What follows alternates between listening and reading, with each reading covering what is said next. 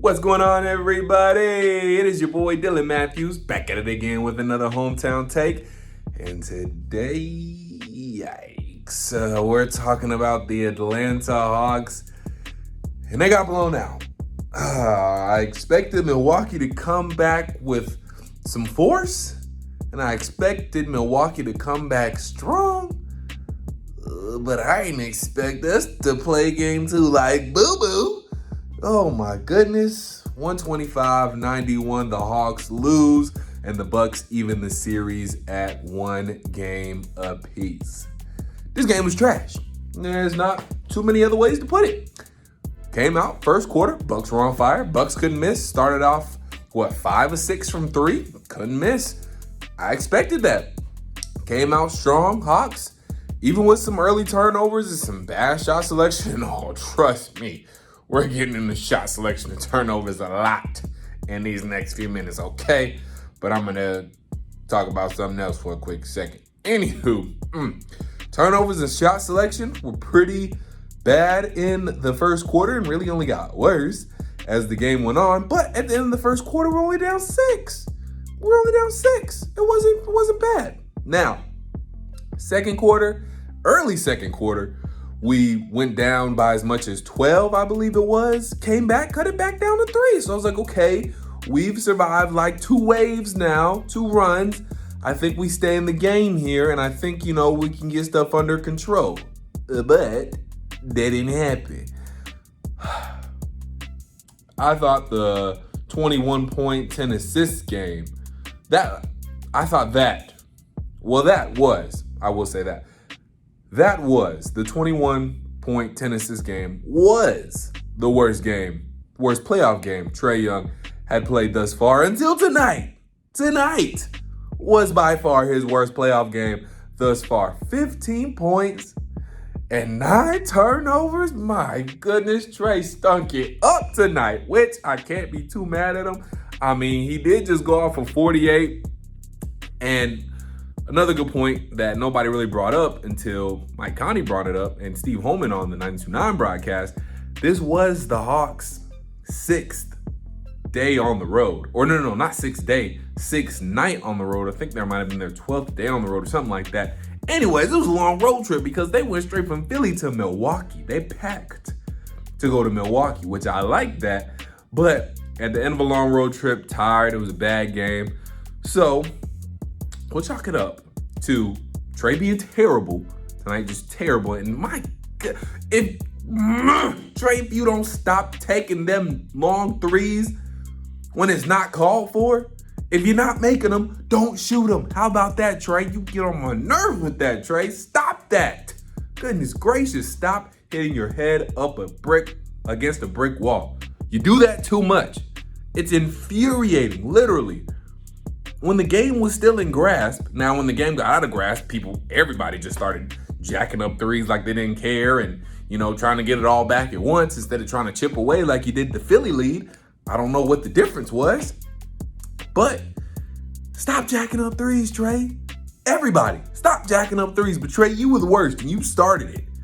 Goodness gracious, that is so infuriating. We just throw up 3 after 3 after 3 and they just miss after miss after blowing after blowing after blowing and after brick after brick. Stop it. Stop it. Don't do that. Go to the basket. How about that? I think it was the second quarter with 7:41 to go. We got the Bucks in the penalty and we did not really get anything out of it. We were in the penalty. We had the Bucks in the penalty, which if you don't know, that means every time the Bucks fouled, then we go to the free throw line. So with 7:41 to go in the second quarter, when we were starting to get down and the game was starting to get away, we had an opportunity to go to the basket, try to draw fouls, and get free throws every time we got fouled, no matter if it was a shooting foul or not. And we did not take advantage of that. We did not capitalize on that. We did not do what we were supposed to be doing. Instead, we were jacking up 3 after 3 and getting brick after brick after brick and boing after boing after boing. The shot selection was terrible tonight. Terrible. And when we got down, it was even worse and whatever. But Trae, terrible game, bad shot selection, turnovers out the wazoo. He has been great, I will say that. but you can't.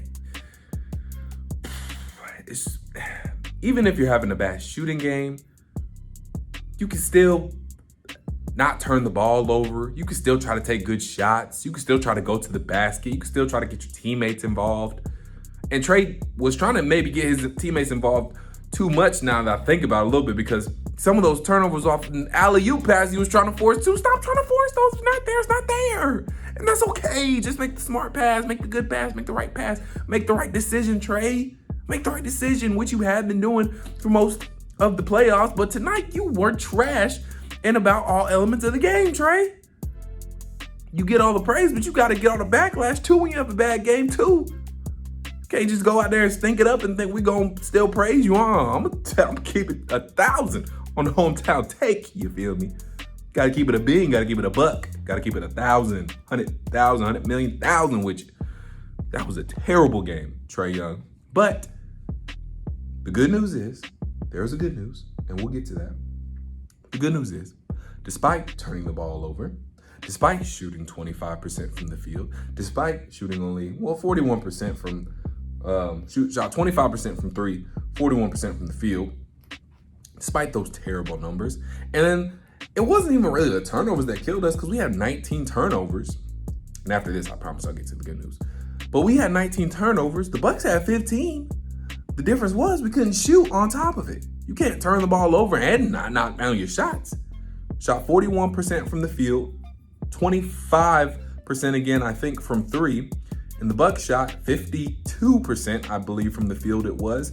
And they shot 36% from three. So they shot a little bit better in both aspects and had a little less turnovers. And hey, they won. How about that? Jeez. All right, to the good news, I guess. The good news is, I guess we were able to get the guys some fourth quarter rest tonight, even though it's not in the fashion we would want to, but the guys got some fourth quarter rest. Cam Reddish got some good playing time, 11 points, made a three, he looked good. Tony Snell got some playing time, and Chris Dunn. A lot of you guys been asking me about Chris Dunn, and I've been trying to tell you guys I don't think anything was wrong with Chris Dunn. I just don't think Nate McMillan rocked with him like that, and he hasn't played most of the year like Cam Reddish. He's played even less than Cam Reddish, and I just don't think Nate McMillan wanted to put him in like that. I don't think he trusted him. He was just way down in the rotation, which I understand. You haven't played that much, and when you have played, you haven't done that great, to be honest. So I just don't think Nate McMillan was rocking with him like that, but he got some playing time.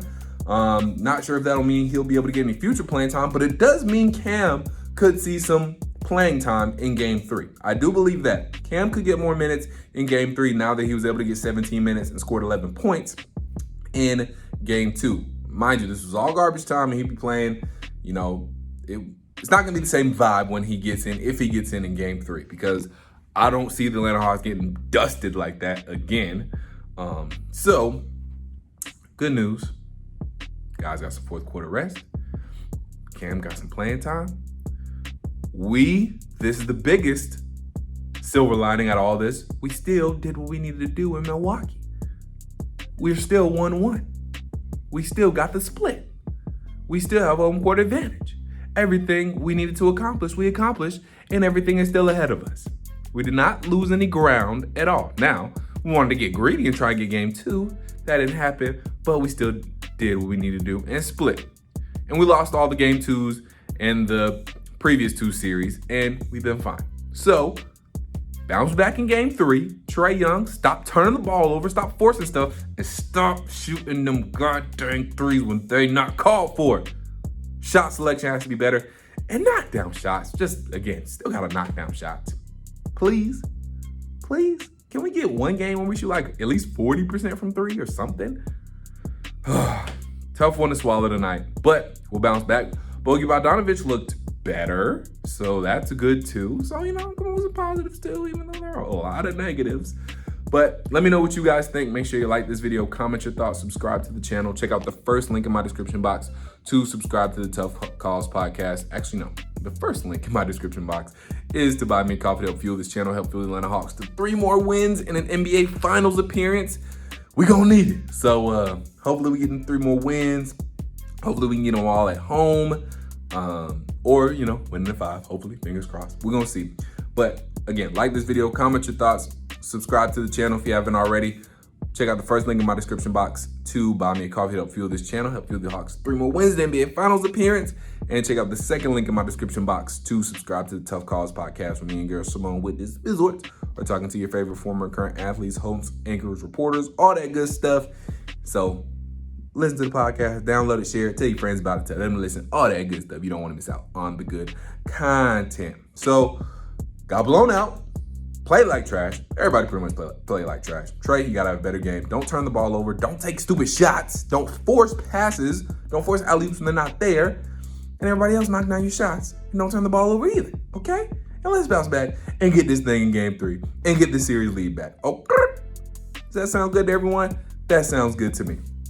Also, I will be on 92.9 The Game tomorrow as well. Catch me from 6 a.m. to 8 p.m. It's not 6 a.m. to 10 a.m. anymore. It will be 6 a.m. to 8 p.m. I will be on. So check that out. And until I talk to you guys next time, stay true to Atlanta. Stay believing Atlanta. We okay. Everything's still ahead of us. Until I talk to you guys next time. Peace.